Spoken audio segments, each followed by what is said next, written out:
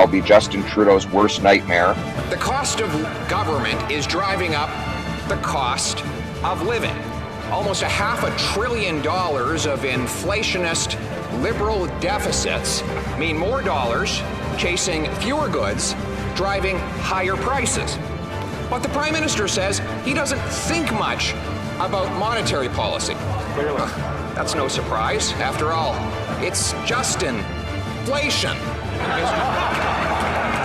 Given that housing and gas prices are up by a third, has he had time since he got off the surfboard to think a little bit more about monetary policy? Mr. Speaker, while the Conservatives play silly partisan games, we are focused on Canadians. We know that what Canadians are facing is a serious situation, and that is why we have taken real action. First of all, in disagreement with the Conservatives, we invested to support Canadians through the pandemic. Well, every time he creates a new program, the cost of the said object goes up. For example, he spent $70 billion on affordable housing to make housing prices go up by almost $300,000. And many members of this House were not even born when Liberals first started promising to make daycare affordable. Mr. Speaker, when will he realize that more dollars chasing fewer goods means higher prices, and that the more he spends, the higher the cost? The member for Carleton and indeed the Conservative approach on the economy is well known by Canadians, and that's why it was so...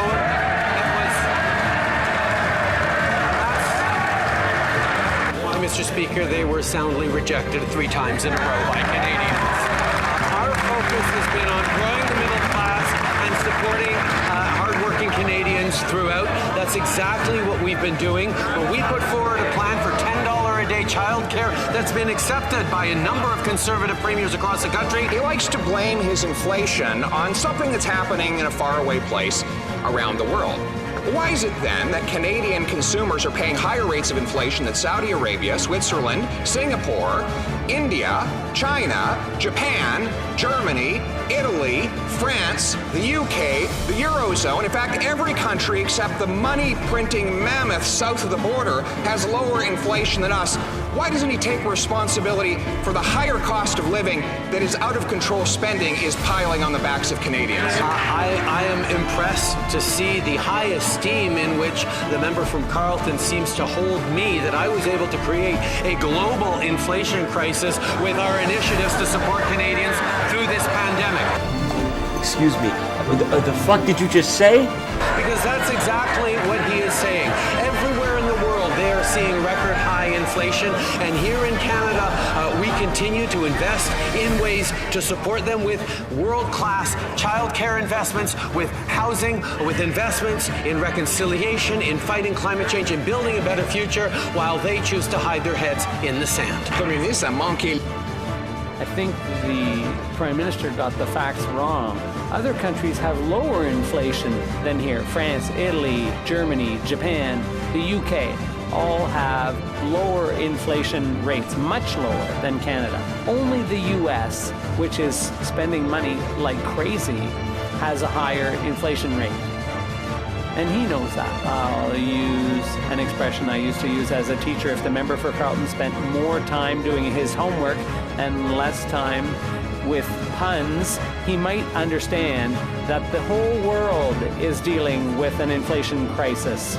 And yes, it's a serious crisis in all countries, more serious in the US than here, but that's why we are coming up with concrete solutions like investing in childcare, creating more spaces, and investing in housing. We will continue to be there for Canadians while the Conservatives are obsessed with me. The Prime Minister famously said, and I quote, "I no longer have dealings with the way our family fortune is managed." Good problem to have, Mr. Speaker. Unfortunately, because he's never had to balance a household budget, he thinks budgets balance themselves. He's not worried about costs because he makes others pay for his mistakes. The problem is that his never-ending deficits will sooner or later lead to higher taxes. Will he be honest with Canadians and tell them before the election how much taxes will go up and who will have to pay? Members opposite don't understand anything about transparency and accountability, and I put my portfolio in a blind blind trust so that I can work on the responsibilities as a leader and indeed as a Prime Minister with impartiality. I will always stand up to defend the interests of Quebecers and indeed all Canadians, but I was also stand up for what's good for Canadians and stand against pandering to the provinces. Blind trust. What the Prime Minister is asking of taxpayers is that they blindly trust him, that he can spend a great fortune, amass enormous debts, set on track permanent and growing deficits, and trust that no one will ever have to pay for it. Canadians do not have inherited family fortunes. They know that budgets don't balance themselves. Will he tell them the real cost that his taxes will impose on everyday Canadians after the election? Prime Minister. For 10 years, Mr. Speaker, the member opposite and the Conservative government under Mr. Harper kept giving tax breaks and benefits to the wealthiest Canadians in the hopes that that would lead to growth and opportunity for all Canadians. Well, it didn't. It failed miserably because under Stephen Harper, Canada had the worst growth record since the Great Depression. We made a different choice to lower taxes for the middle class, to invest in folks who needed our help with things like the Canada Child Benefit, the Guaranteed Income Supplement increase for seniors, the Canada Workers Benefit. These are the things that have made a difference. Member for Carleton. Well, isn't it funny to listen to a trust fund baby lecturing Canadians about being too rich? That's right. He says that people who take the bus are too rich and therefore should lose their transit tax credit. Soccer moms and hockey dads, Prime Minister says they're too rich, so he takes away their children's fitness tax credit. At the same time, he forces these same working class families to pay for his taxpayer-funded nannies. Will he put aside the hypocritical class warfare and tell us the true cost of his tax increases that he would bring in if he got re-elected? The Honourable Prime Minister. Mr. Speaker, we see proof that the Conservatives simply don't understand that low-income families don't benefit from tax breaks because they don't pay taxes. Huh? We move forward on investing directly in low and middle-income families with the Canada Child Benefit that'll actually directly benefit them. Prime Minister, you twice were found guilty of breaking the Ethics Act. After those two convictions, did you decide to read the Act? Yes, I have read the Act. Are you aware of Section 21? Yes, since I've read the Act, I'm aware of Section 21. What does it say? Pull it up for you, but if you have it in front of you, do you mind? Well, it says a public office holder, of which you are one, shall recuse himself or herself from any discussion, decision, debate, or vote in any matter in which, in respect of which he or she would be in a conflict of interest. Now, what you admitted today is not just that you were in a conflict of interest, but that you consciously recognized in your May cabinet meeting that such a conflict might exist. That it didn't just slide by your desk, that you were consciously aware that there was an inappropriate link to your family that would put you in a conflict. Why did you, at that moment, not call the Ethics Commissioner and recuse yourself? That is simply not true, Mr. Poilievre. The issue of advancing issues for Ronald, and by the way, the Ethics Commissioner is looking into this right now, and we trust his judgment on doing it. But at the same time, my concern around recusing myself is a question around perceptions, because I knew full well that this Canada Summer Students Grant program was not going to directly benefit my mother or my brother. Your 16 seconds are up. Your 16 seconds are up. Shut the fuck up! I'm going to ask you again, because nobody believes you when you say you don't know how much money your family has got from the wheat group. So you've had a month to look into that. You knew you were going to testify here. Again, how much money total have your brother, mother, and spouse received from this organization? How much? That information has been publicly shared, but I will highlight. Well, then tell me what it is. My mother How much? has just the dollar figure. Throughout her life. The dollar figure, Prime Minister. In various ways, and is How proud much? of the work that she's done, and I'm proud of her How as well. much? I'm looking for a dollar figure. We can get that number for you if you like. It's been out in the media. It's been in the media, but you don't know it? I don't have it in front of me. And quite You don't frankly, know how much your family has received from this organization, which you tried to give $500 million, really? My answer, Mr. Poilievre? I'm waiting. You haven't done an answer so far. Let's make this the first one. My mother has worked as an advocate. The dollar figure, Prime Minister. Speaker for How much? many good organizations across the country. Mr. for many, Prime many Minister, years. you And are- she is you- proud you that are she being doesn't asked have to a rely direct on a question husband at a or a parliamentary son committee. to support her because she does her own.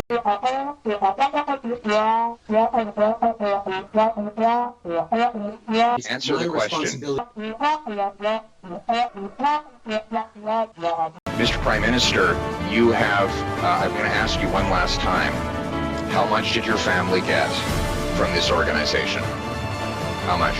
Have you read the Conflict of Interest Act, Mr. Yes, Poilievre? I have. How does it define I'm family? asking you, How does it I'm define- asking how you, does it define I'm asking you family? how much your family got. The Conflict of Interest Act defines family Right. as spouse and direct Okay. dependents. Point of So order. you're not going to Point of answer order, that Mr. question. Does not receive So you're not, any so you're not going to money answer the back question paid, then. Mr. Trudeau, I'm going to conclude by asking you, you claim that you have no knowledge of the amount that has been paid in expenses to your spouse. You correctly pointed out that the Act defines family as including a spouse.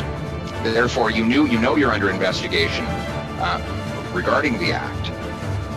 I'm going to ask you again, how much in total, and I'm looking for a dollar figure here, sir, how much did your spouse receive in reimbursed expenses or other benefits from this organization? How much? The original question, Mr. Poilievre, was how much was my immediate family? I asked you a my different family question paid now. For, How much? the Mr. work. Poilievre, the My Prime mother- Minister has the floor. My wife has never been paid since I was Prime Minister. Reimbursed I for leave. expenses. Mr. How much? Polyev, Mr. Polyev, could we please have order? The Ethics Commissioner has fully cleared my wife to continue her advocacy and her work with We Charity and other organizations How much? in the kind of work that she's been doing all her life. Just the That dollar she's figure. doing it unpaid for We. She is not being paid by We for her advocacy or for her podcasts. They're simply reimbursing her Expenses. for expenses. Thank you, Mr. Prime Minister. Parties in the House to pass that budget. First of all, what's a budget? There's no such thing as a budget in this government. They haven't had a budget in over a year. They don't even know what a budget is, let alone preparing a budget.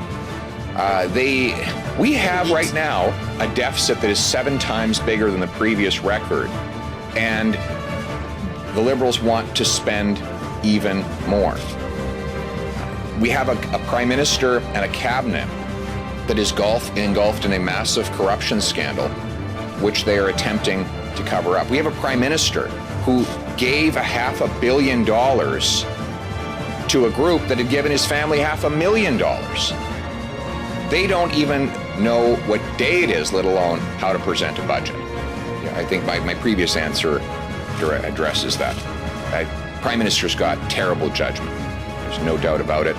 He's more interested in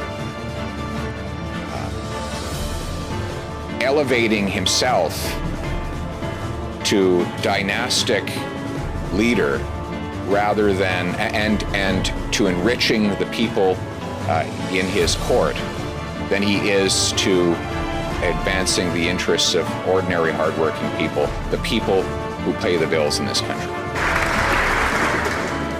When it was revealed that the Prime Minister had brought a convicted terrorist along on his trip, he claimed that it was a backbench MP who had arranged it. Now he claims that it was the Indian government that did it through a conspiracy. Is he alleging that his own backbench MP is part of a conspiracy orchestrated by the Indian government? Right Honourable Prime Minister. Speaker, I've already answered that question. However, I understand that the opposition wants to keep this line of questioning because they prefer talking about anything other than Budget 2018. The opposition will stay focused on us, but we will continue to focus on Canadians.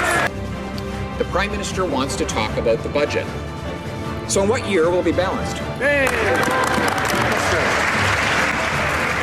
for Carleton, refused to repeat the allegations he made on Monday outside this House yesterday. He is hiding behind parliamentary privilege. I asked outside the walls of this House when the Minister of Finance sold his 680,000 shares in Morneau Chappelle. I also enumerated all the facts leading up to that sale.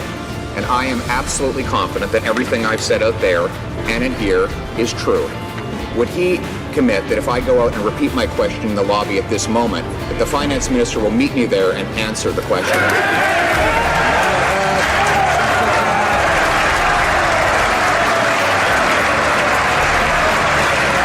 How is it even possible to spend $186 billion without a plan? Honorable Minister of Infrastructure. The city of Halifax has purchased 20 buses with our plan. Buses that are improving service in that community. Mr. Speaker, I ask, what is the plan to spend $180 billion on infrastructure? And he says, we got 20 buses. Congratulations, Mr. Speaker. Now we know the Liberal plan.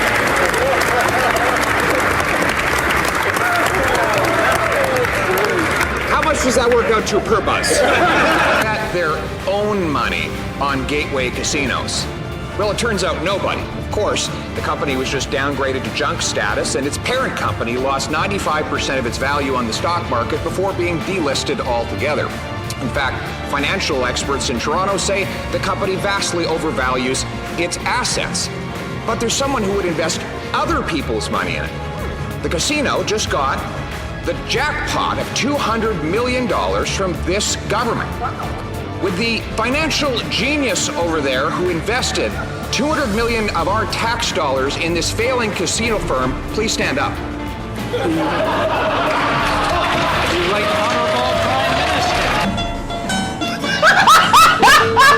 Pretending to answer the question, so he's decided he just won't even pretend to answer it at all. So I'll ask it one more time.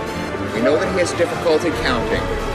How many times did the Prime Minister meet with the Ethics Commissioner with regards to the investigation into his trip to Billionaire Island? This Prime Minister has gone across the country accusing our small businesses, avoiding paying their fair share, attacking them as, quote, wealthy cheats. Mr. Speaker, those are the words of the Prime Minister. Now he wants us to cry crocodile tears for him because people are asking questions about the bills that he's going to have to pay under these proposals. Under the proposal, Mr. Speaker, a small business owner will pay as high as 73% of his passive income, whereas this Prime Minister will pay almost a third less on his public pension. How is that fair? Honorable Prime Minister. It's always the question, Mr. Speaker, whether the Conservatives actually believe what they're saying or they just choose to make it up as they go along. Blow it out your ass! Blow it out your ass! Because the numbers that they put forward have absolutely no basis in reality. We are focused on the fact that the system we inherited from Canadians encourages wealthy Canadians to use private corporations to pay lower tax rates than middle-class Canadians, and that's not fair. He has a problem with our numbers.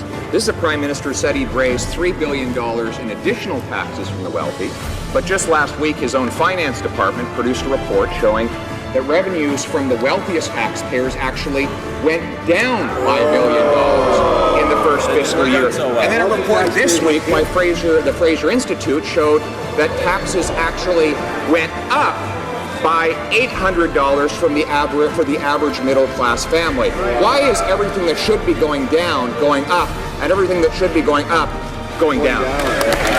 Honorable Prime Minister. Mr. Speaker, if the members opposite want to talk about how Canadian families are doing, they need to acknowledge the Canada Child Benefit, which the Fraser Institute completely overlooked. The Canada Child Benefit delivers more money to 9 out of 10 Canadian families, and has been doing so for over a year now. And what it is doing is not only lifting hundreds of thousands of kids out of poverty across this country, reducing child poverty by 40%, it is creating growth in our economy by putting more money in the pockets of the middle-class families who need it. These are the things we're doing that they never did and that they opposed. The honourable member for Carleton. Order. Mr. Speaker, nobody saw their child care benefit increase more than this Prime Minister, who now has 2 taxpayer-funded nannies, despite the fact that he has a massive multi-million-dollar family fortune. And Mr. Speaker, a small business person earning just $50,000 a year under the proposed plan would pay a tax rate of 60% on his passive income. This Prime Minister would pay 53% on his passive income. Why is a small business person paying so much more than this millionaire Prime Minister? Honourable Prime Minister. Mr. Speaker, you shouldn't be able to stand in this House and just make things up.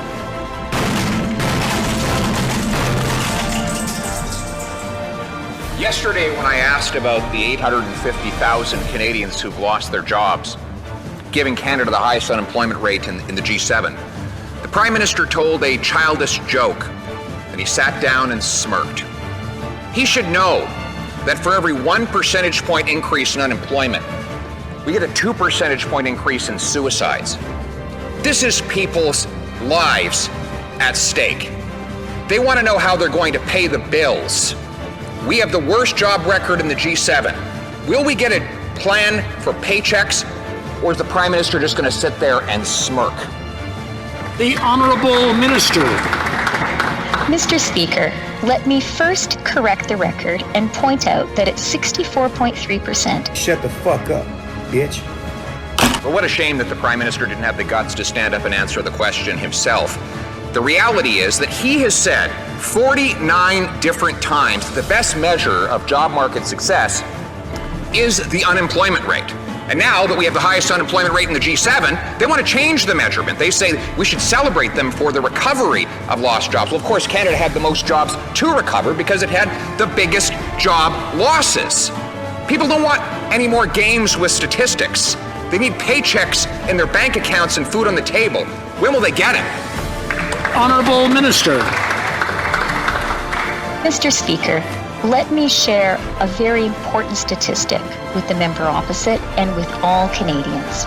In the fourth quarter, Canada's GDP grew at an annualized rate of nearly 10%. Then we have here an email from Craig Kielburger to Bill Morneau.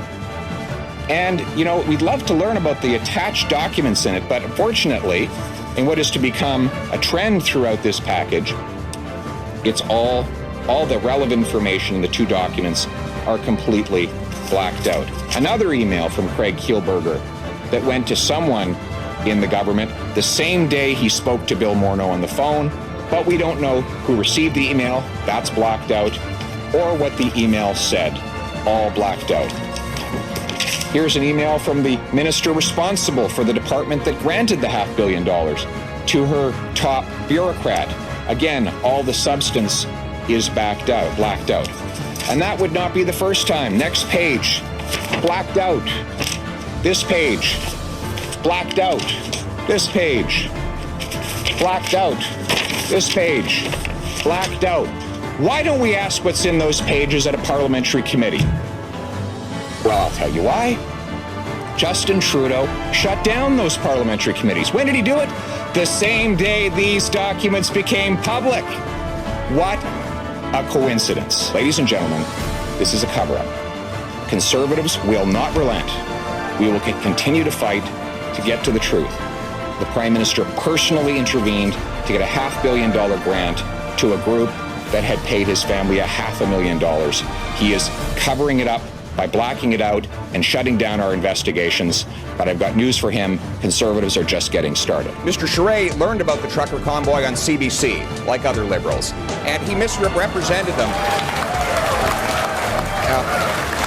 He believes that I should be censored. He believes I should be canceled from this leadership race and disqualified, in his words, because I don't share his liberal viewpoint. That is the kind of cancel culture and censorship you would expect from Justin Trudeau, but instead we're getting it from this liberal on this stage. And frankly, Mr. Charest, for you to talk about law and order is a little bit rich, given that your party, your Liberal Party, took $500,000 of illegal donations when you were the head of that party. The average trucker has more integrity in his pinky finger than you had in your entire scandal-plagued Liberal cabinet.